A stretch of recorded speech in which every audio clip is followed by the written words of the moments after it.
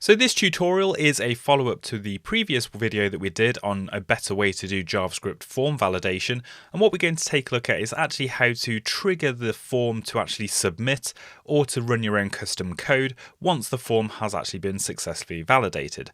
So at the moment we can actually go through the form and type stuff in or not, and if you try to actually submit the form, the actual form won't be submitted. It's been prevented from actually completed, and you can see that down here in the submit event by calling this event.preventDefault function. But if you do go ahead and actually complete the form, so if we enter some details in here to actually pass all of the validation and just enter some details for all of the forms here, we'll see they're going green and they're being ticked off individually as we go. So the form is now valid, but if we click the register button, we're still hitting this same line of code here where the form is prevented from submitting to allow our validation to run, but nothing actually happens after that. So if we had a HTML attribute in our form to actually submit it somewhere, for example, if we had an action for it to go to a specific URL or something, once the form's been submitted, that's not ever going to get triggered. So we need to look at a couple of different ways to actually allow this, or we might want to run our own custom JavaScript code in case we're sending the data to an API and we don't actually want to reload the page once the form's been submitted. So we're going to look at the first approach where we're going to allow the action to complete once the form's been submitted. But first of all, we need to modify a couple of our functions just to make sure that we're actually aware, or the function's aware, of if the form has been validated or not. Because when we get down to this point, we're calling this validateAllFormGroups function, but we don't know if it has been successful or not. So that's pretty simple. All we need to do is make a couple of tweaks to the two functions that actually do the validation. The first one is this meaty one here where we validate the single form group, and that does a lot of the work in determining whether the form group or the input itself has actually been validated or not. And we keep track of that in a variable here called form group error. So if we don't have any form group errors, we can return a true value from this function. So if we simply add the line return and then form group error, but that will be false if there are no errors, so we just want to invert that by using the not operator. So now if there's no actual errors on the form from this validation that's been run, or for this particular input at least, then we'll get a true value back.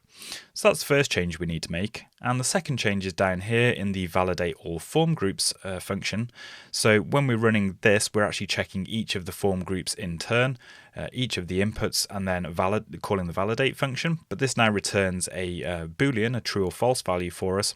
So instead of actually just looping through them for each, we could use the every function, and we could say we need to make sure that all of these form groups are actually returning a true value, or every call to this validate single form group function is returning a true value for us to get a true value back from this function. So we'll just change it in the function to look like this, and of course we need to return the overall value. So if you've not come across every before, it's simply an array function, a bit like map or filter or reduce, but what will happen is it will loop through each of the items in the array, in this case all of the form groups that we've got in our form, and we will call the function, the validate single form group function, each time for each of those form groups. And if every call to this validate single form group function returns true, then this every function will return true. But if there's one call to this validate single form group function which fails, then we'll get a false value back. So this validate all form groups function now will return true or false depending on whether the form is valid. So now when we're down in our event listener, we can do a couple of things. The first thing is we could maybe save the value of validate all form groups into a function, into a variable.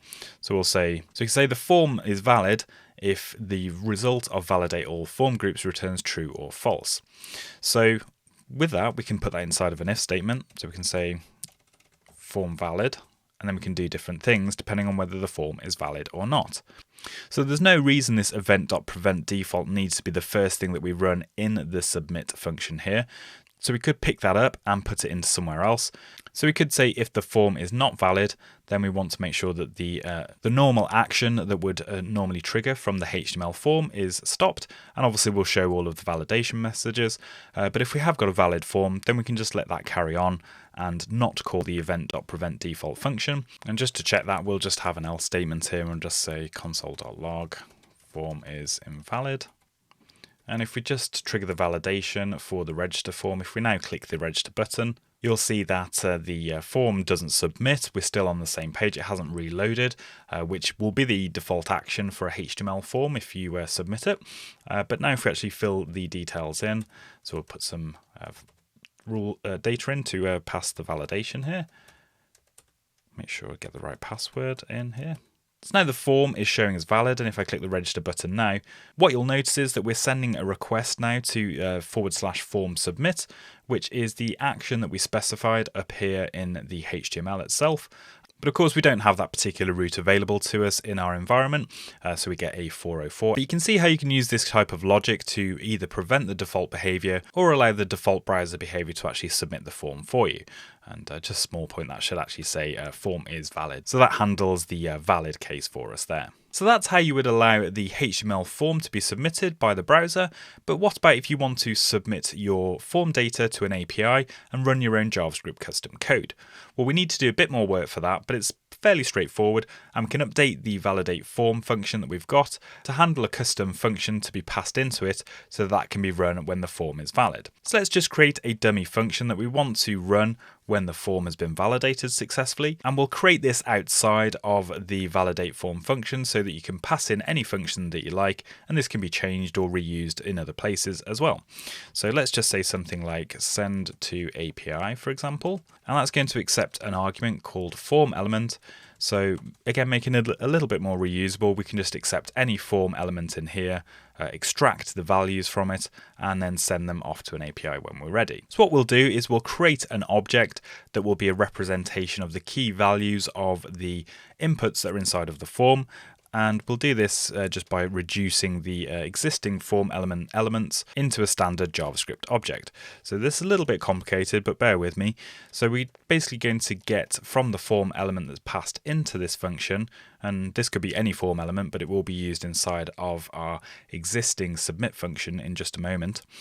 We can actually get the elements from that. So that will be all of the inputs inside of the form. Unfortunately, it does actually include buttons and things like that as well. So we're just going to filter out anything that we don't want. So for each of those form elements, inputs and buttons, we'll just check the element type. And just make sure the type is not equal to submit, which will be basically the submit button that we've got at the bottom of the form, because we don't want that. We don't want the value that's stored inside there. We just want all of the inputs that we've got inside the form. Okay, so when we've filtered those off, we're just going to call a reduce function to take the array and to merge it into an object. So we'll just say we've got an accumulator to start off with is the first argument, and then we've got each of the individual elements from the form, and we're going to return an object each time from the reduce function. We're just going to pass back each time the accumulator so that we're keeping the existing values. And then we're going to do a computed property. So this is a key in the object that's based off of a variable. So from the element, we can grab its ID. So again, just referring back to the form quickly, you'll see that each of the inputs, for example, have got their own ID, like password and confirm password. And then all we need to do for the actual value for the object key is to say we'll get the element dot value. And so what we'll do, you'll see how this looks in just a second. Let's set a default starting point for our object. So it's just an empty object. And what will be inside of this form object now is key value pairs of all the inputs and any values that have been entered in. So we'll just log that out to the console. But in reality, what you'll be doing here is maybe submitting to an API via Ajax or something else. So this is the function we want to run when the form has been validated. So how do we get this function to run up here? Well, of course, you could just actually call this function in here when the form is actually valid, but that's not very flexible. You've got a tight coupling between these two functions here, so you wouldn't be able to pass in a different function at a later point if you needed to. So what we'll do is we'll pass in the function as a second argument to the validateForm function, and just say send to API. But we don't use the parentheses here because that will actually immediately call the function. We just want to pass it in as a reference to that function, which we can then access with inside of our validateForm function. So here at the moment, we're only accepting one argument, which is the selector for the form, the CSS selector, but we can then accept another argument, which is the function that's been passed in, which we'll call a callback. So with that in place, now when we're down here inside of the submit event, down where we've just been making some changes to when the form is valid or not, we can keep this existing logic here. So if the form is not valid, we'll just stop anything from happening. But if it is valid, then we can do something and we can actually call the callback. And we want to pass in the form element, which is available inside of our validateForm function, because that's the first thing we do in this function, is to actually grab the form element on the page using the selector that's passed in. So let's just close some of this up here. So we're going to call the callback function with the form element that's inside of the validateForm function. So what we should find is now when the form is valid, this function will run and we should see the data that's stored in the form output in the console as an object. So let's just save that and we'll go back to our form because we're still on this form submit page and just fill in the form one more time. Enter some default values into this. This time when we click register, the form is valid and we should call this callback function and we should see the data from the form in the console. Which indeed we do. You can see here we've got all of the data that was just put into the form in terms of an object, but we're still actually using the browser to actually redirect us to the action that's specified in the HTML form, so we probably want to prevent that from happening regardless. So in this case, what we could do is we could either say prevent default is called in both the if and the else sections, depending on whether form is valid, but it's a bit redundant. We just want to kind of call this once, which we can do just above here. So we're always going to prevent the default behavior in the browser this time, but if the form is valid, then what we want to do is just say the form is valid and then call the callback. So let's just go back to the form and reload the page. So let's fill that out again. So make sure we're putting in all the validation to pass. And just clear the console again. So this time what we should find is that the form is valid, we call the callback, we see the data, but we don't actually reload the page because we're not actually triggering the browser's inbuilt behavior to actually send us to the action URL. So there we go, we can see in the console the form is valid and we've got all of the data from the form in a handy little object. So there's one other way of doing this if you don't want to pass in a callback to the validateForm function, and that is we can convert the output of the validateForm function to a promise, and then we can just hook into the then function that's available from a promise to actually do something once the form is validated. And of course, if you want to use async or await, then you've got the option to use that as well. So let's just start by removing the callback bits from the validateForm function.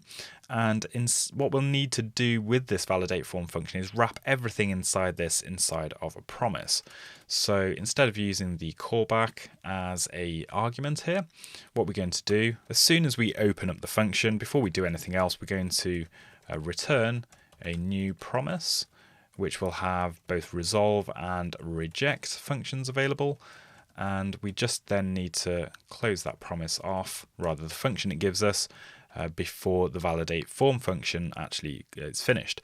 So just down here, we're getting the error. Let's tidy that up in VS Code. So now what happens is the validateForm function should return us a promise. So that will be available as a parameter in the then block. So if we just save that and go down to here to the validateForm function, what we can do, because we're using a promise now, we can access the then property. And as mentioned, the parameter that comes back from that will be the form element that we've just passed back from here once we know that the form is valid. So just to prove we're inside the promise, let's just say promise resolved. So we'll see that in the console. And then we can do the same thing. We could put our own code in here, or we could just reuse this function, this send to API function that we had up here. So we'll say send to API. And then we just pass in the form element, which will then make use of this code to parse the data in the form into an object. So this is basically exactly the same thing that we had before, but this time we're using a promise instead. So we'll save that and look at the validation one more time. So let's fill something in. Make sure we get a valid email address there, otherwise it'll complain. And one last time, password and confirm password. And if we click the register button now, you can see we get exactly the same output. It's doing exactly the same thing, but this time we're getting this line saying promise is resolved. So we know that we're handling the result of the validation, assuming it's good, in this section here. So that just gives you a bit more flexibility of where to handle the next step once we know that the form has been successfully validated. Of course, you might be using a front-end framework like React to actually do your form submissions and validations, so make sure you check out this next video to see how you can create more complex forms using the React framework.